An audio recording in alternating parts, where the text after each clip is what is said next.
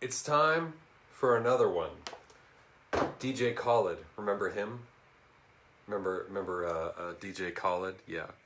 So you guys know that I'm kind of a Arnie head, kind of a Arnold Schwarzenegger head. You guys kind of know, okay, VHS boy, Mr. Josh. He's kind of a, okay, Josh, you know, another Schwarzenegger guy kind of thing. And you're right. Yeah, you got me spot on.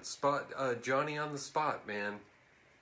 I am a Schwarzenegger guy, and I can't deny it, and I won't deny it ever to you, because we're talking about Raw Deal.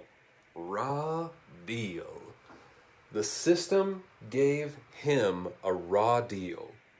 Nobody gives him a raw deal. Kind of cutting corners on the whole sort of marketing department, sort of on the like copywriting ad agency department.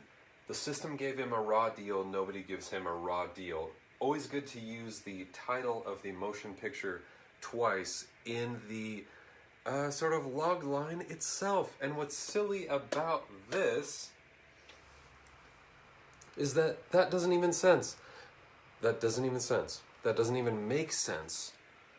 Oh boy, and they're gonna take me to the they're gonna take me to town on that one, I guess, sort of thing. That makes it seem as if they set Arnie up in this one in some sort of way, but really, that isn't even. The logline does not relate to the actual plot itself. It's almost as if the person who wrote the logline and the ad copy hadn't seen the film. That'd be crazy, right? I'm sure that has never happened in the history of mankind. But so anyway, enough sort of chit chat. Okay, let's get down to brass tacks. This is from 1986. This was, I would say, before Arnie was like a gigantic star. And this was directed by John Irvin. This was after the first Terminator movie. This was after Commando. This was after both Conan movies. This was after Red Sonja. And so I would say Arnie was on the rise. I would say he was in the cultural zeitgeist, but he was not Mr. Arnold, you know, Mr. The biggest star in the world for a while. This still has sort of a feel like the early Arnie days, like a little hokey, perhaps a little I don't know. It has a low budget feel. Let's just put it that way. And yet this movie is pretty damn good, honestly. Raw Deal is pretty damn good. So it starts with him chasing down a person impersonating a cop on a motorcycle, dressed up like a policeman. And he chases him down, and Ricky Skaggs is playing. Ricky Skaggs is the choice of soundtrack. It's not Country Boy, what is it? I don't know, doesn't matter. I remembered it at the time because I know Ricky Skaggs from playing in my mother's car on cassette tape. And I recognized the song, and I was like, okay, interesting choice. So he takes down this cop, this person impersonating a cop, and then he brings him in. Hey, book him, book him, boys. If us vang. Anyway, and that's probably enough of that. So he brings in this bad guy, you know, the scum of the earth, Mos Eisley type of folks here. And he books him, and he goes home, and his wife is pretty discontent. She's going, hey, you used to be the top FBI cop detective guy in freaking New York City, and now we're stuck here in slumtown, low-life freaking North Carolina, and you're the sheriff, even though, being a sheriff is a pretty good deal. And what are you going to do about it, Arnie? And within 10 minutes of the movie, beginning, his wife throws a chocolate cake at the wall, and it smashes on the wall, and he's like, oh, what the hell do you want? And so that's kind of a good Arnie impression. And so then this old pal of his from the FBI, the Federal Bureau, in case you're not, sort of familiar with that, calls in a favor. And he's going, hey, I know you got kicked out of the FBI on some malarkey, phony baloney case where some hotshot New York DA took you to task, baby. Even though you were in the right. That's kind of what he's saying to Arnold. And he's like, hey, but I got this freaking schmuck who I know is pulling a fast one. So, my goodness. What Arnold does is first he has to fake his own death. And he fakes his own death by driving his motorcycle to... Hold on a sec. Does he drive a car or a motorcycle? I don't know. I don't remember. I didn't freaking plan for this very well, I just kind of watched the movie, and I remember the pieces I remember, and then I don't remember the pieces I don't remember, so kind of, get off my back or whatever. And he drives some sort of vehicle, and he plants it at urban facilities, kind of a gigantic plant where thousands of people work.